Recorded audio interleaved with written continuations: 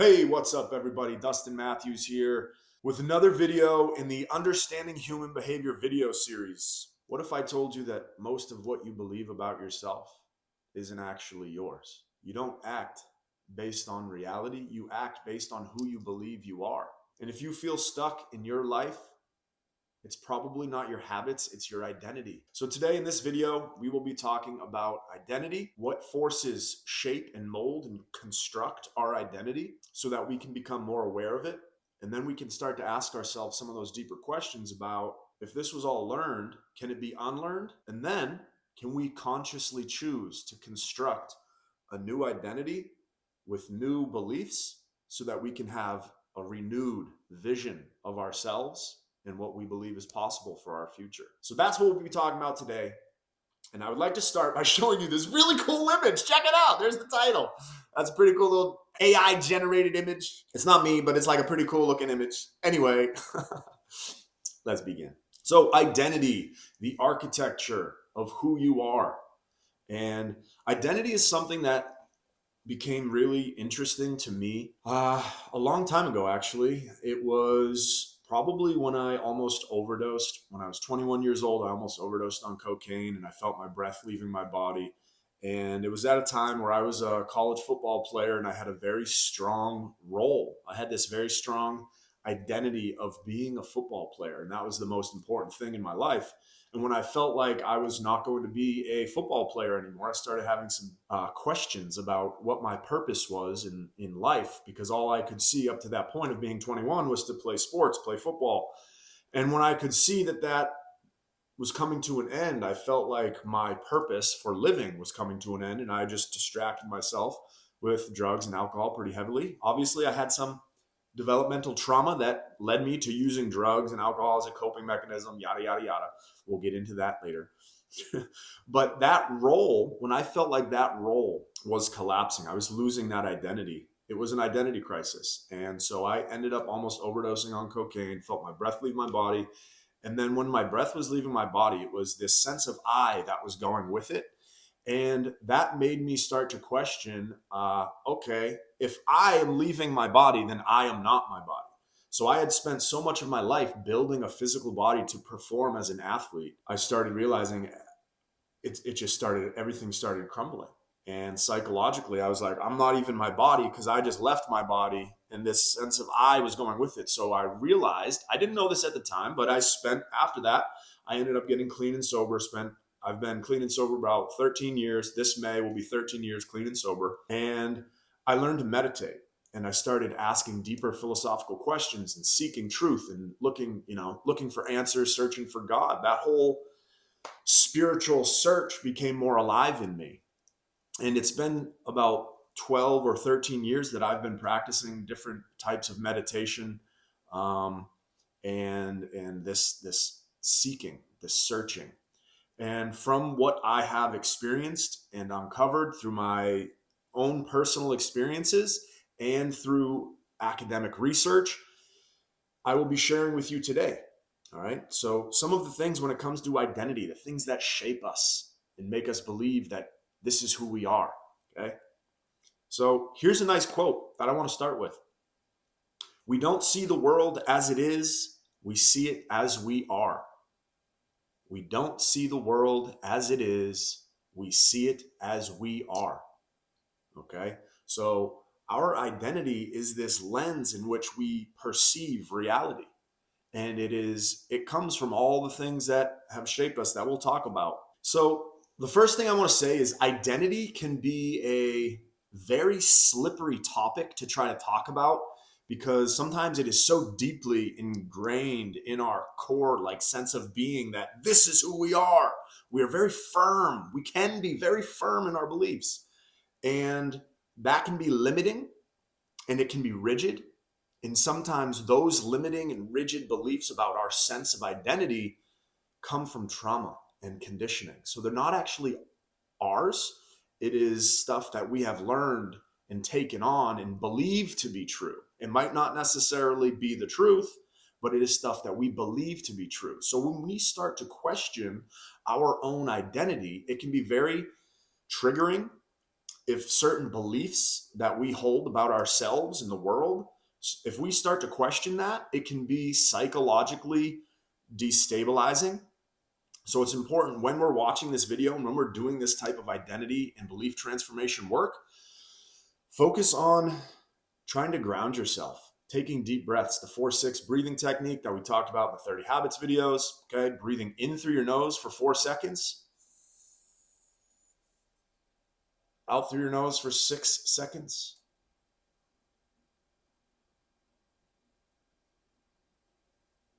And doing that for 2 to 5 minutes. This can help stabilize our nervous system so that we're more grounded and emotionally stable. So when we do this identity and belief transformation work, it's important to breathe and try to remain calm if we get triggered. All right.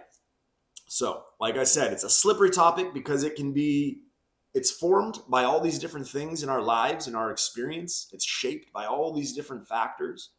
And it's important so we don't get too attached. Try to let go. You don't have to believe everything that I'm saying, but try to just keep an open mind and be observant to your own thoughts, your own feelings, and the things that I'm saying in this video, because if you do, it might open some doors. It might open some perception, some awareness for you in your own life and where your identity and your beliefs came from. And then once we identify where those beliefs came from, then we can decide, okay, is this true? Or is this, conditioning? Is this the voice of my father or my mother or these teachers or this trauma or this experience or my education or my culture or my society? So I'm getting off before I'm even clicking through the slides. I'm sorry. I'm excited. 3 cups of coffee. I'm a little excited. Anyway, I got my suit coat on because I was like, I'm going to talk about identity. I might as well dress the part like a professor. Anyway, that's a roll. All right, we'll get into it. Sorry. Okay, first slide. Here we go. The lens through which you experience reality. What is identity? Identity is the internal sense of who we are. It is the combination of beliefs about ourselves, roles we play, stories we tell about our lives, values we hold, groups we belong to, experiences that shaped us. At its core, identity answers, who am I? So the 4 foundational principles of identity, it's constructed, it's relational, it's narrative, and it's protective. What does that mean? It's constructed. We're not born with identity. It is shaped through family dynamics, culture, environment, personal experiences, trauma. It's relational. We don't form in isolation. That can have an impact, but we learn through our environment, through mirroring, through conditioning from others. The first years of our lives, we learn so much, and it's just through what we witness and experience and observe. We mirror. That's mirroring. We learn what is safe, what gets rewarded, what gets punished. It's narrative. It's the stories we tell ourselves. It's our own emotional interpretation of the events and things we experience. So if you can change your story, you can change your life. You change your story. Instead of being the victim of circumstance, you recognize things happened to you. You grew. That made you stronger. Yes, it sucks. Obviously, no one wants to experience trauma and hardship, but those struggles can bring us strength. And then we can tell ourselves a different story.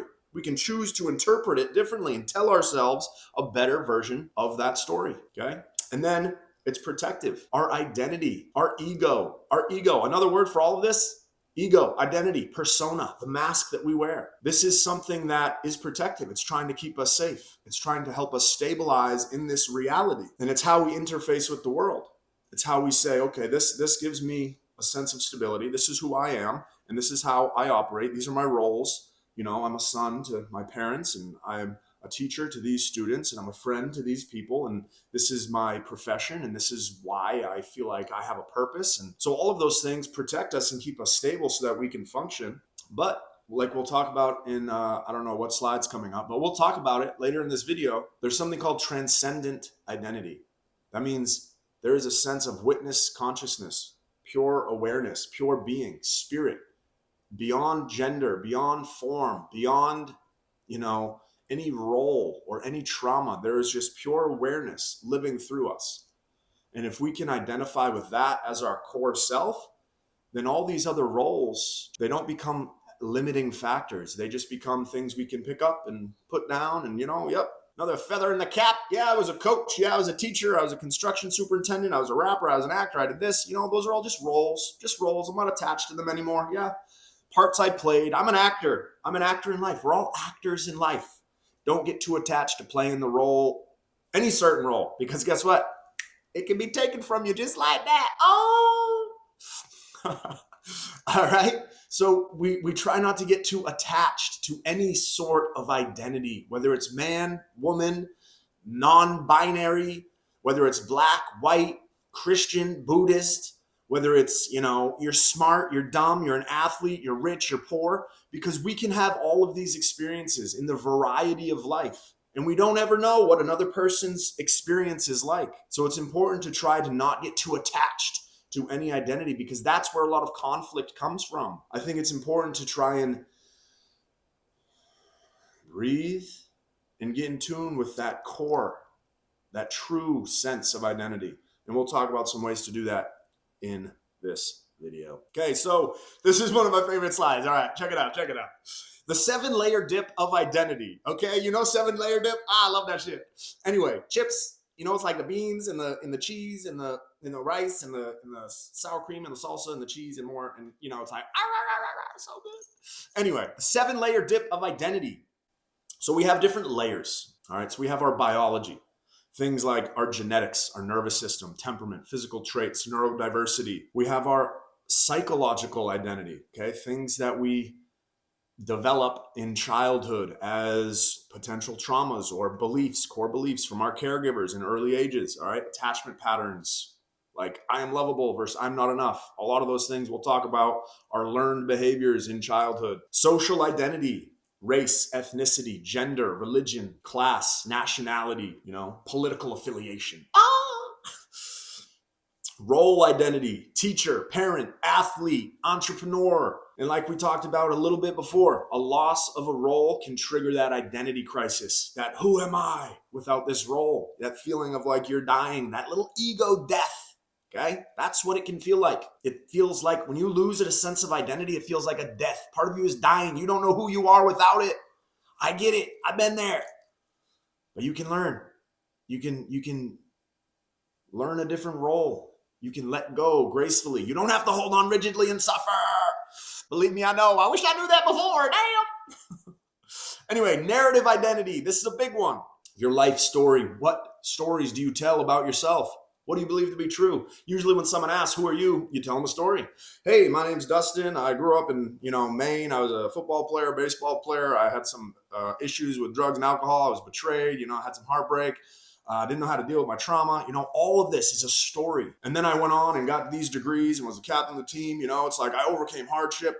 Parts of that story that I create for myself based on my experiences. If I experienced those things differently and I didn't tell myself a positive story to get me through it, it could have been bad. It was kind of rough already, but I overcame it. That's the story I tell myself. That's part of my narrative identity. And I think that's a really important one that we'll talk about later, because your narrative identity it plays a huge impact.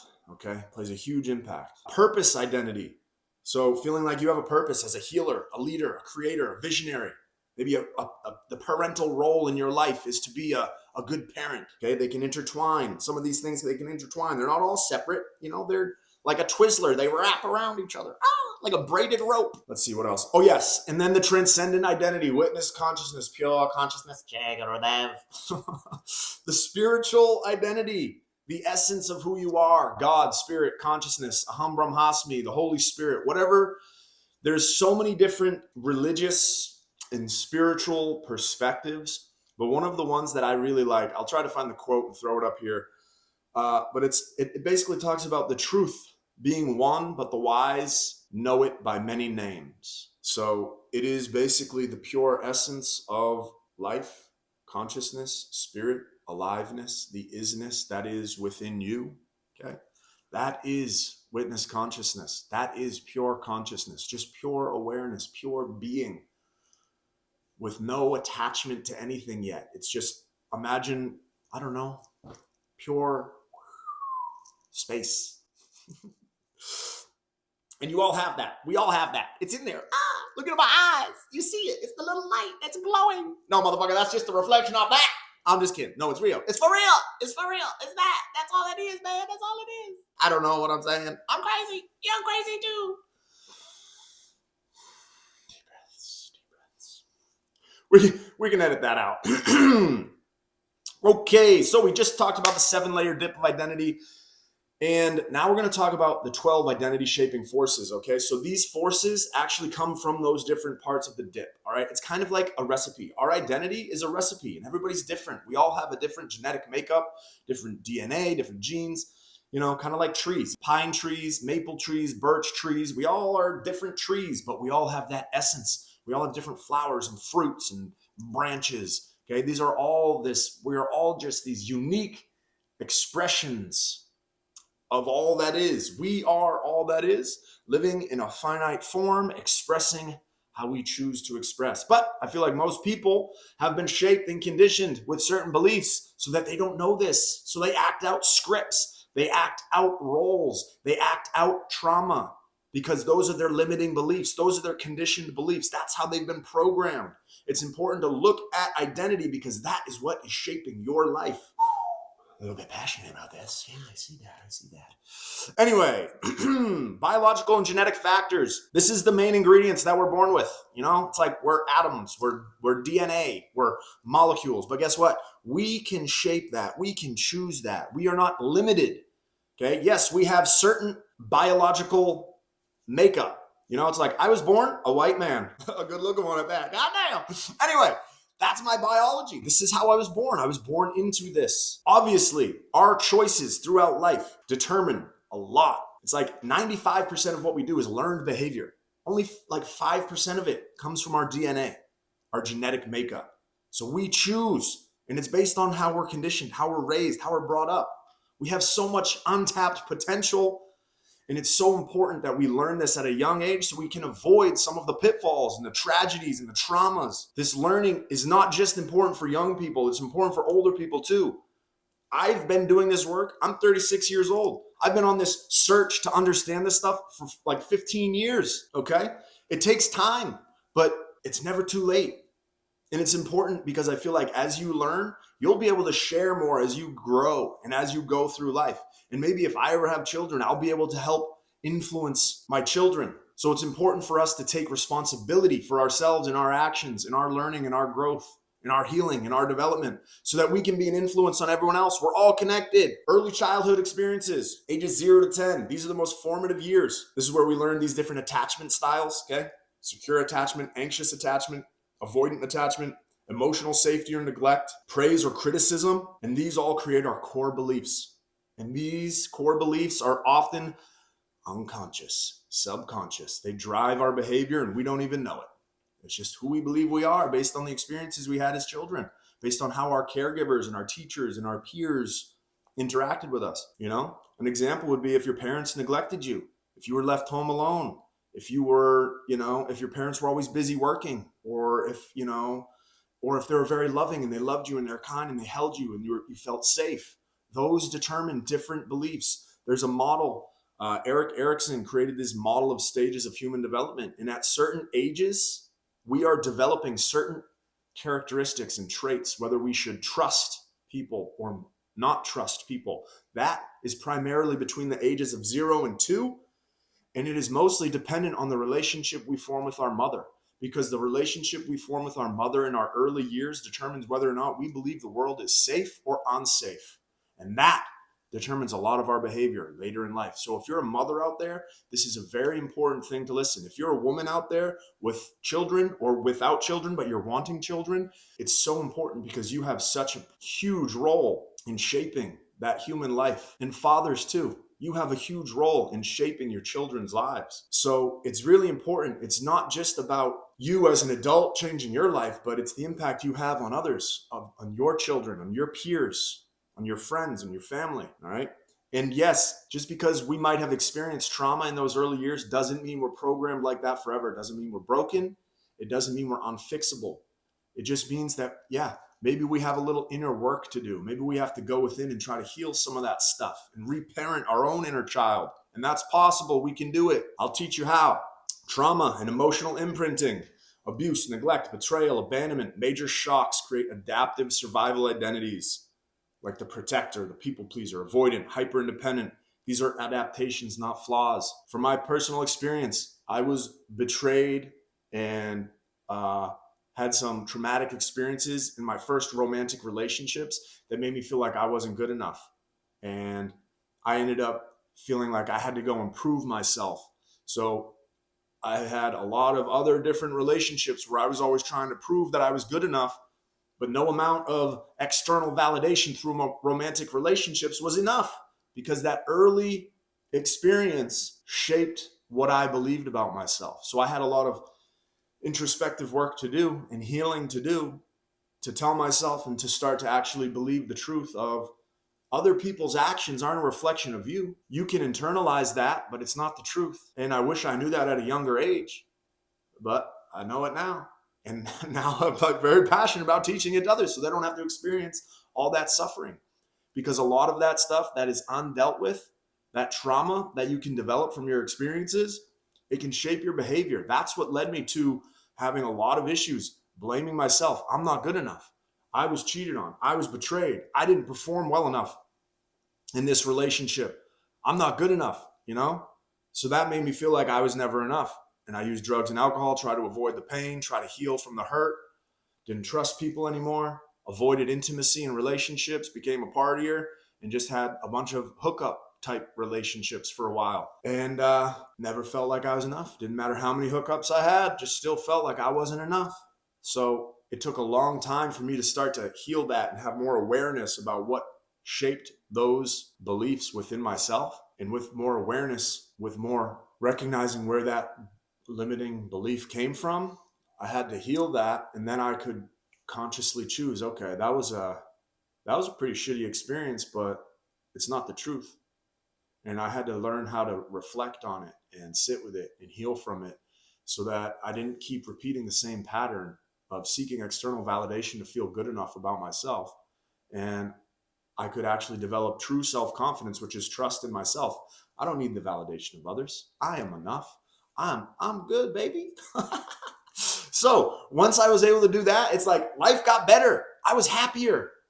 I didn't need romantic relationships to fill that void in myself. I had a spiritual connection with God.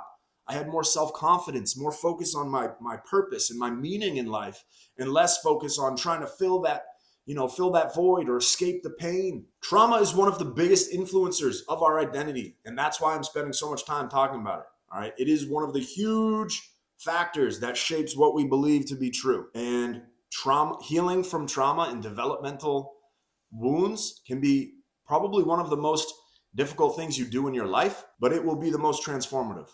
That is why I have spent so much time learning and developing some of this content, is because this is the stuff that I have experienced to be the truth of how we can better ourselves and live a better, happier life. That's the primary reason I do this. I want to remove suffering from myself and from others. I want to be happier and healthier. And this is how I have learned and experienced to do that. Okay, next slide. Family systems and conditioning. I got a question out there. Who believes in Santa Claus? Why? Because your parents did, and they taught you that. And that was what you believed to be true. You thought Santa was real. That's a family system that's conditioning us to believe a certain thing to be true. And I'm not saying it's good or bad. That's a subjective value judgment that you get to make on your own. But family and cultural conditioning, well, right now it's just family. Family conditioning. Another thing, this is important because whether it's good or bad is a subjective value judgment that you have to determine later in your life or now looking back on your past.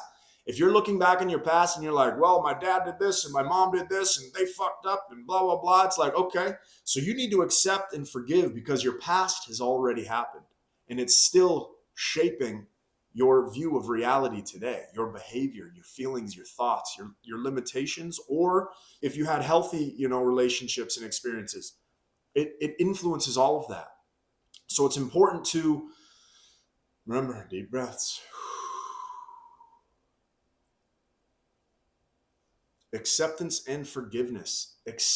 One of the things I had to accept was my parents did the best they could with what they had, with what they learned, with how they were raised. And I feel like it's really important to accept and forgive our parents in our lives because nobody is perfect.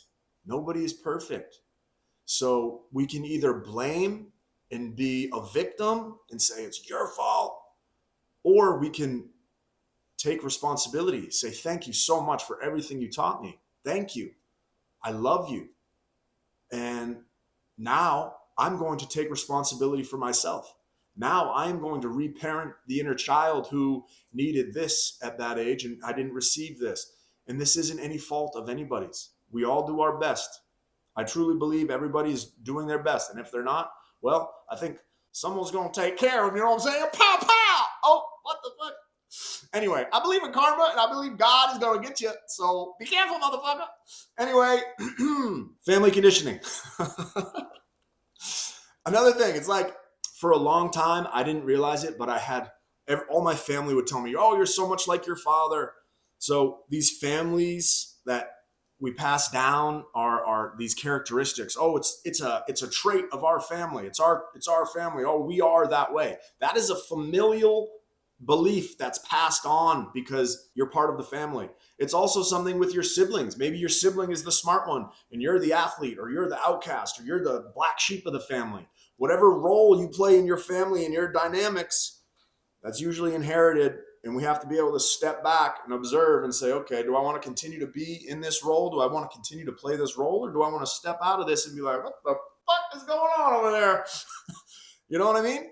So one of the things I've realized personally is for a long time, I didn't realize this, but I had my dad's voice in my head. And whenever I would experience certain things, I would get in certain states of mind. And I realized this is my dad. This is my dad in my head, whether it's good or bad.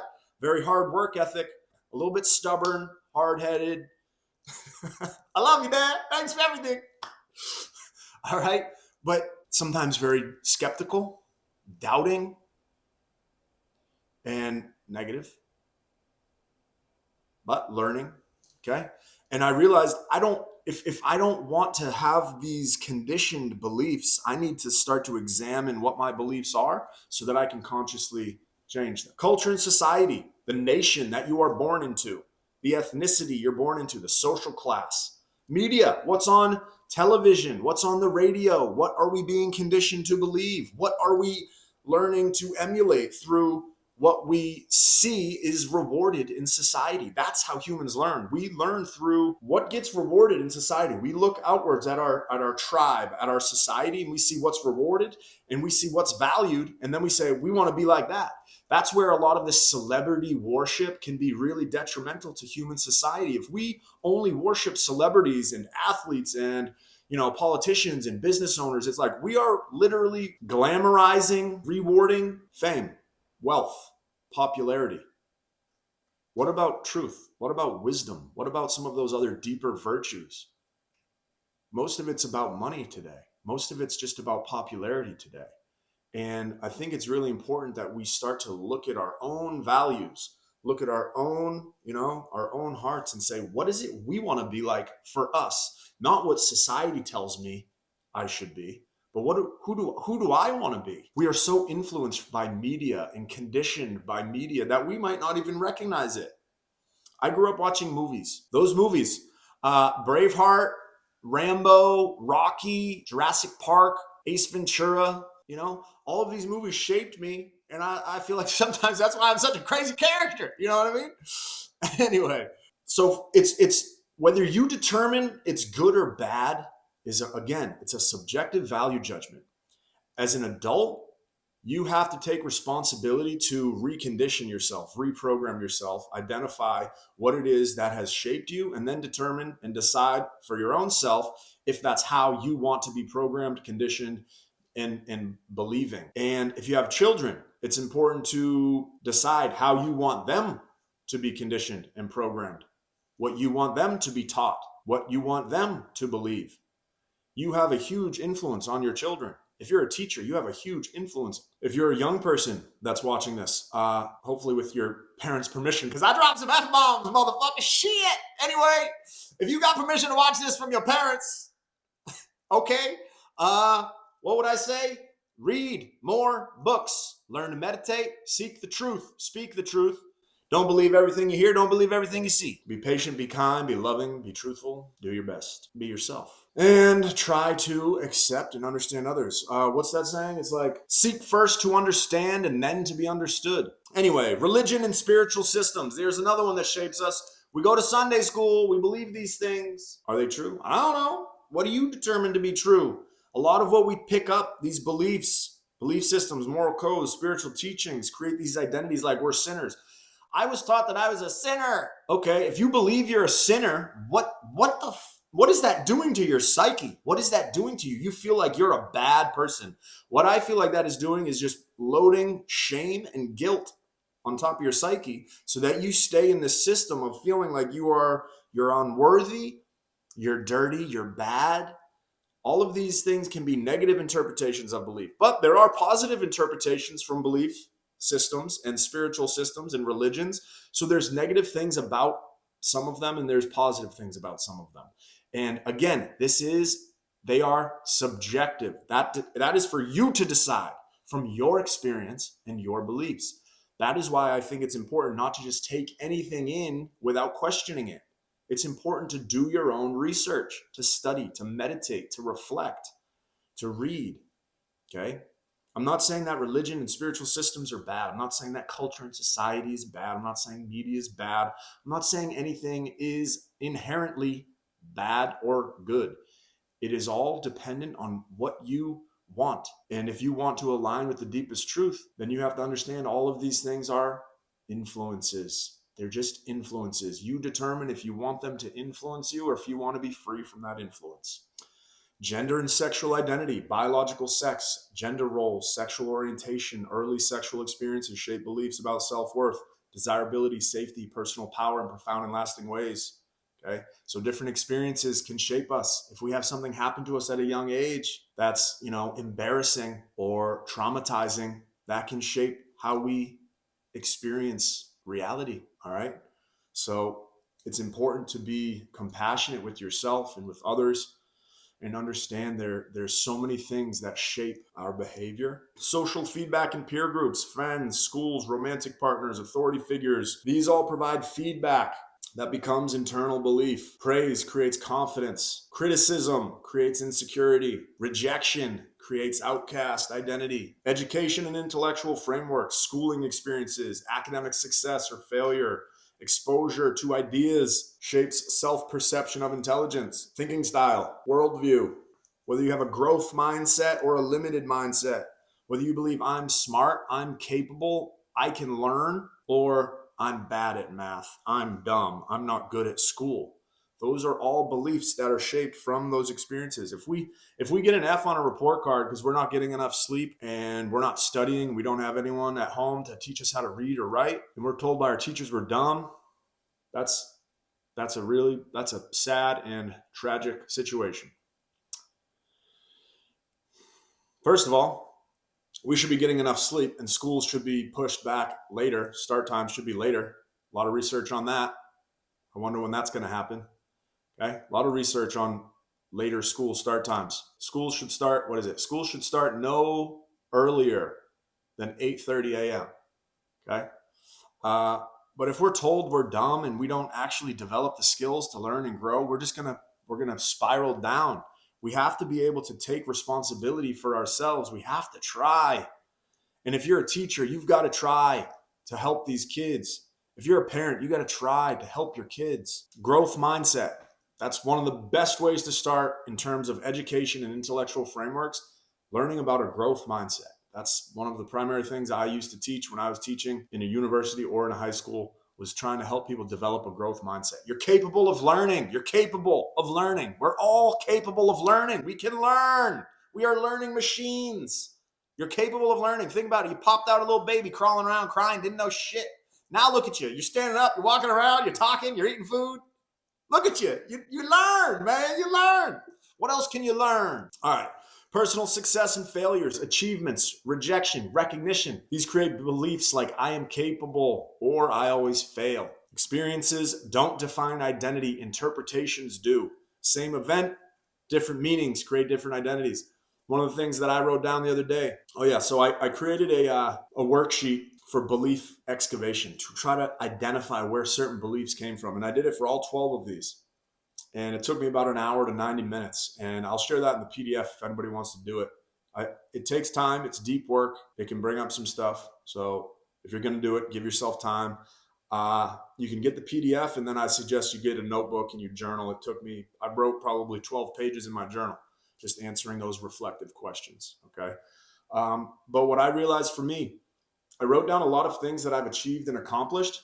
And then it was really, I could look at it in two ways. I could look at it as a success that I accomplished that thing, or I could look at it as a failure because that thing didn't bring me what I wanted it to. College, playing football. I didn't go to the pros, but I played in college. Writing a book.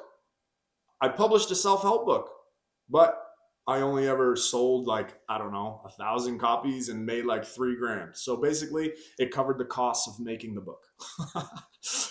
My rap albums, I had recorded hundreds of songs, recorded 4 rap albums, but they only ever made me like $2,000.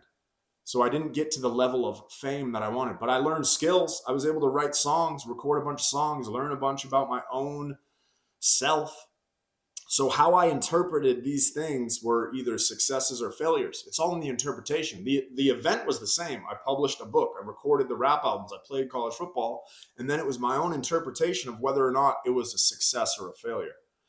That is life. It's all in perception. It's all in our narrative. It's all in how we see things and how we choose. Roles people play, our professional roles, family roles, social roles over time transform what I do into who I am. The risk, loss of identity. You lose the role, you lose your identity, collapse of the self or sense of self. So you feel like, I don't know who I am without this job or without this relationship. Narratives and personal story.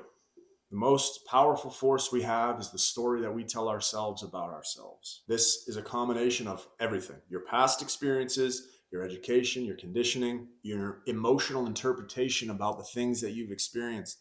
That is what creates your narrative, and it continues throughout your life. And if you don't consciously interrupt and say, okay, this is the story I've been telling myself for so many years. Am I going to continue to tell myself this story, or am I going to change the story? Are you going to change the story? You're going to tell yourself the same story, the same sob story, the same victim story, the same addict story, the same fuck up story, the same failure story. Change the narrative. You are the author of your own life. You are the movie star in your own life. The hero's journey. It starts in the shit house, man. It starts in the shit house. You got to climb up, motherfucker. You got to climb up and out. Get out. Come on now. Come on, that's what makes a good story. Everybody loves the underdog story. Everybody fucking loves the underdog story. And we've all been underdogs before. You are the underdog. If you're the fucking underdog right now, come on, man. I got you. Let's go. I love you, bro. I love you, man, woman, whoever the fuck you are. I don't care. I love you. Come on. You're the underdog right now. This is the hard part right now. This is the struggle right now. Whatever it is you're going through, you can get out of this. You can change it. But it takes effort. It takes choice. Check out the 30 Habits in 30 Days. That'll give you some tools to start to develop a more regulated nervous system, more clarity, more consciousness, more choice, healthier habits. Do this free PDF that I got here for identity and belief excavation. That's going to help. And oh yeah, I'll mention at the end of this video, the Align method. The Align method is something I've been working on for about 1.5 to 2 years. It started when I was doing my PhD in transpersonal psychology, and it's a framework for identity and belief transformation to help you heal from the past and generate a new identity so you can have the best possible life of your own conscious choosing. To go from a victim of circumstance to a master of your own destiny. That is the purpose of Align. Papa! Okay, the identity loop, here it is. You ever hear of a self-fulfilling prophecy? It starts with identity, your internal sense of who you are, whether you think you're good or whether you think you're not good enough. That creates your beliefs, the assumptions that support your identity. Oh, I can handle challenges. I can face this. I can challenge myself. I can do this. Or no, I'll probably fail. I probably shouldn't try. No, what will people think of me? Okay, those two beliefs determine the next thing, your perception. How you interpret reality, selectively notice evidence that confirms your beliefs. Oh, people will judge me. So you see someone looking at you and you interpret it like that, anxiety. Or you look at, oh, well, I'm only getting this many views on YouTube. No one must like what I'm doing. I must be wrong. No, that's doubt, bro. That's doubt. It takes consistency. And if you know what you're talking about and you're confident in what you've learned and what you've experienced, you continue to share it. Okay? The views will come. That's just your perception. Then your behavior, how you act based on your perceptions, taking action versus avoiding action.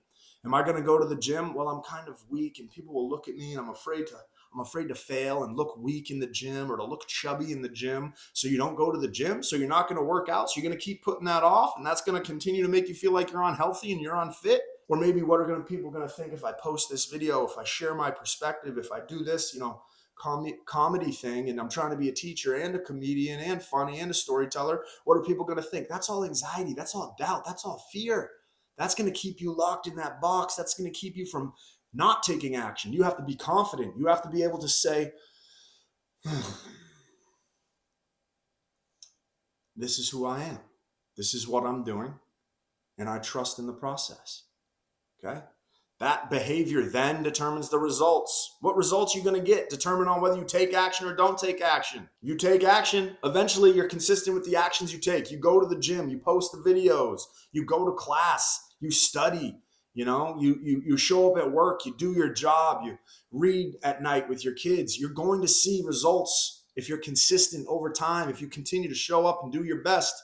But if you have those limiting beliefs and those doubts and those fears and you let that guide your decisions, then that's going to be the results you see. You're going to be frustrated. You're going to be avoidant. You're not going to want to go read with your kids. You're going to be yelling at your kids. You're going to be pouting about your job, and you're going to not go to the gym, and you're going to stay home and feel like shit about yourself and eat the ice cream and binge watch TV. And that's just going to reinforce the belief of your identity. It's just going to reinforce what we see. It's just going to be proof. Oh, well, these are the results because this is just who I am. Yep, I didn't go to the gym again because I'm a piece of shit and I stay home and eat ice cream. Yep, I yelled at my kid again because I'm an asshole just like my parent. Or, yep, I fucking failed at this job too. Yep, I screwed this relationship up.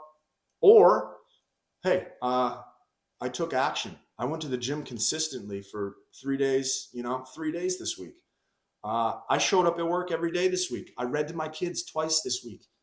I didn't get in a confrontation with the person, at my job. I was able to stay calm and do the breathing technique and have a good conversation. And I can see that I'm developing and I'm growing. Oh, maybe I can learn. Maybe I can change. Maybe I can grow. Maybe I can get stronger in the gym because last week I was only able to do 5 pull-ups. Now I can do 8. It's all dependent on you, who you are, what you believe, how you act. And then that creates proof. That's the self-fulfilling prophecy.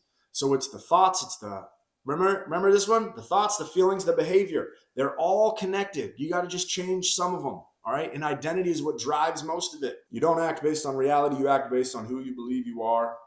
You're not seeing reality. You are seeing your identity reflected back to you. Self-fulfilling prophecy, whether it's good or bad, it's what you put in. It's what you put in terms of thoughts, feelings, and behavior. They're all connected. You can do it on all 3 levels. You can address the level of your thoughts through meditation, through journaling, through having a positive self-narrative, positive self-talk, telling yourself, I think I can, I can do this, I can try this, I can learn, I can grow, I can achieve. And then the feelings, meditate, journal, reflect, heal from the past, do this belief excavation work, watch the 30 Habits videos, do some of that deeper internal work. And then your behavior, you got to go act, man. You got to go perform. You got to go do the things. You got to go to the gym. You got to go apply for the job. You got to take the class. You got to have the conversation. You have to take action on the things that you're trying to become or change or do. It takes the thoughts, the feelings, and the behavior. You need the action because that will show you proof that you can do it. The identity paradox. Identity is necessary. Allows you to function in the world, make decisions, maintain behavioral consistency, create meaning and direction. Without identity, there is no structure to experience reality. Identity is limiting. It filters your perception of possibilities, creates rigid behavioral patterns, restricts range of behavior or expression, and limits what you believe is possible for yourself. The critical insight. You need identity to function, but growth requires not being trapped by it. Shift from, this is just who I am, to, this is who I have learned to be. Identity is something you use, not something you are. And then finally, default versus conscious identity. Default identity is unconscious, formed through childhood trauma and conditioning. It's reactive, inherited, fear-based, and rigid. Conscious identity is intentional. It's chosen. It's aligned with your values. It's purpose-driven, flexible, and growth-oriented. All of this understanding about identity will help us start to identify what our limiting beliefs are, and then if we want to continue to let those be the driving factors of our life, or if we want to try to generate some new beliefs and a new identity. Identity work is the key to lasting transformation. Identity determines reality. Your identity shapes how you see the world, what you believe is possible, and how you interpret events and challenges. You do not experience life objectively, you experience it through your identity filter. Identity drives results. Your identity determines your actions, habits, and decisions, which lead to the relationships you attract, opportunities you pursue or avoid, and level of success you allow into your life. Why surface change often fails. Most people try to change behavior or habits without changing identity. The problem? Identity pulls everything back into alignment with itself. You will not consistently exceed the identity you hold of yourself. The real path to transformation: change identity at the root level. Beliefs will change naturally. Behavior aligns automatically. Results transform permanently. Identity is emotional and physiological, not just mental. Integration is required. Okay? It takes awareness. It takes locating the limiting beliefs. It takes integrating and healing from that. And then once we've healed from that, we can choose to generate a new identity and learn how to navigate that. And that, ladies and gentlemen, brings us to the align method. This is something I've been working on for years. Okay? Awareness, locate, integrate, generate, navigate. The link in the PDF is a identity and belief excavation worksheet. I suggest you download that, and you can just use that in a notebook and pen, read through the questions, reflect on your own beliefs and where they came from. It will walk you through all 12 of the forces that shape and mold and create our identity. And it can help you start to figure out and bring to the conscious mind some things that might be unconscious. Where did you pick up your beliefs? Where did you pick up certain things that you think are true about yourself? And once you can look at that, you can ask yourself, are these really true, or were they conditioned into me? And do I want to let them continue to drive the course of my life? So you can download that PDF, and I am working on completing this align method as a full workbook that you will be able to buy. Once that's done, I'll make sure that's in the link below, but it's not finished quite yet. It might be when this gets, if depending on when you look at this, I don't know. Anyway, this is the method, and this is the method we will be going into in the next video in a lot more depth. But basically, it's a systematic framework for identity and belief transformation. This is something that I've studied for many years. It brings together a lot of psychological and therapeutic practices, neuroscience, philosophy, spiritual traditions. It brings a lot of those pieces together, and I basically just kind of created the method that I could see, because a lot of those different things, cognitive behavioral therapy, integrated family systems, mindfulness, meditation, breath work, somatic experiencing, neuro-linguistic programming, all these different things address different little pieces. But I wanted to create an all-inclusive package that is simple and easy. So this was how I basically have given myself therapy for like the last 2 years. And it fucking works, bro. I'm feeling great. Anyway, it starts with awareness, recognizing the identity you currently hold, beliefs, narrative patterns, and automatic reactions. Key question: who do I believe I am? What patterns keep repeating in my life? You cannot change what you are not consciously aware of. This is the recognition phase. It all starts with awareness, folks. And there's different practices you can do to increase your awareness and to excavate some of those unconscious patterns. Locate, deconstructing where identity comes from. Childhood experiences, trauma, family conditioning, culture, social feedback. Key question: where did this belief originate? When did I first start believing this? Tracing identity back to its roots reveals that much of identity is inherited and conditioned, not consciously chosen. Integrate, healing emotional roots, processing unresolved emotions, regulating the nervous system, releasing stored patterns, developing self-compassion.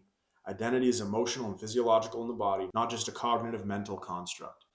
The integrate is the part that I feel like takes the most practice, because that's where the healing occurs. That's where you have to sit with the feelings and really feel that shit. That's the part that is important. a lot of what I've noticed was I tried to go from awareness, yep, this is my pain, this is where it came from, to I want to escape it, I want to generate a new identity.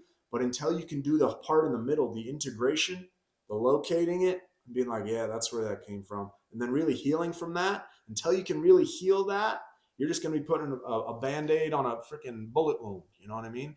So it's important that we go in and address the true pain and process it, heal it, journal, somatic experiencing. There's different practices we'll address in our next slideshow about this.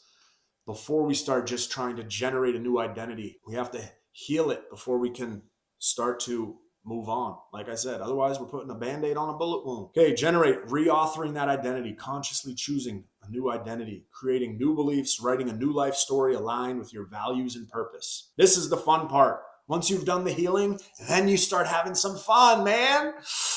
Key question: who do I choose to become? What identity aligns with my highest self and truest values? This is the creative reauthoring phase where you consciously design your new identity. And we'll talk about this in the next slide about where are you generating that from? I know for myself in my past, there was times I tried to generate a new identity too quickly without doing the healing, and it was avoidant, and I overcompensated, I overshot. Wanted to be a fucking world famous rapper. After I didn't make it as a college football player or pro football player, I was like, I'll be a famous rapper.